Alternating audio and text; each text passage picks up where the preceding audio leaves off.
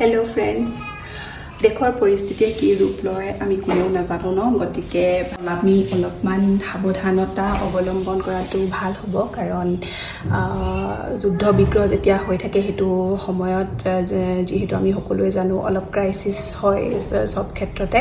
গতিকে যিমান পাৰোঁ আমি সোনকালে অলপমান সৰহকৈ বস্তু গোটাই ৰখাটো ভাল হ'ব, খোৱা বস্তু স্পেচিয়েলি। আৰু তাৰ লগতে বাচ্ছা যদি আপোনালোকৰ ঘৰত থাকে অলপমান মেডিচিন ৰাখি থ'ব।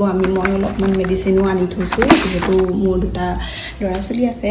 আৰু লগতে অলপমান কেছ উলিয়াই থ'ব, কাৰণ কেছ যিহেতু আমি আজিকালি কেছ ট্ৰানজেকশ্যনটো কমেই হয়, অনলাইন বহুত বেছি হয়। গতিকে বিশেষকৈ আমি নয়দাত থাকোঁ, এইবিলাক জেগাততো আৰু কেছৰ কাম কম হয়, কেছ বেছি ইউজ কৰা নাযায়। গতিকে কেছ অলপ উলিয়াই ৰাখিব। আৰু বয়োজ্যেষ্ঠ ঘৰত যদি কোনোবা আছে বা বাচ্ছা আছে তেওঁলোকেতো আৰু অলপ সাৱধানে থাকিব লাগিব। তেওঁলোকৰ কাৰণে দৰৱ পাতি, খোৱা বস্তু সৰহকৈ ৰাখি আপোনালোকে নিজকে প্ৰিপেয়াৰ কৰি ৰাখিব। টৰ্চ ৰাখিব লগত, মোবাইলৰ টৰ্চ থাকে যিহেতু, হ'লেও টৰ্চ এটা এক্সট্ৰা ৰাখিলে ভাল হ'ব।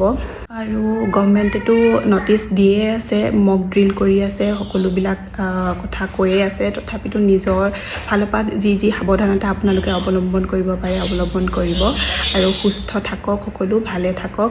আৰু নতুনকৈ চাইবাৰ ক্ৰাইমৰ ওপৰতো বহুত ছ'চিয়েল মিডিয়াত ওলাই আছে যে পাকিস্তানে মেছেজ দি আছে, তো সেইবিলাকৰ পৰা বাচি থাকিব। যি লিংক আহিলে অ'পেন নকৰিব, নিজৰ ফালৰ পৰা সাৱধান যিমান পাৰে হ'ব।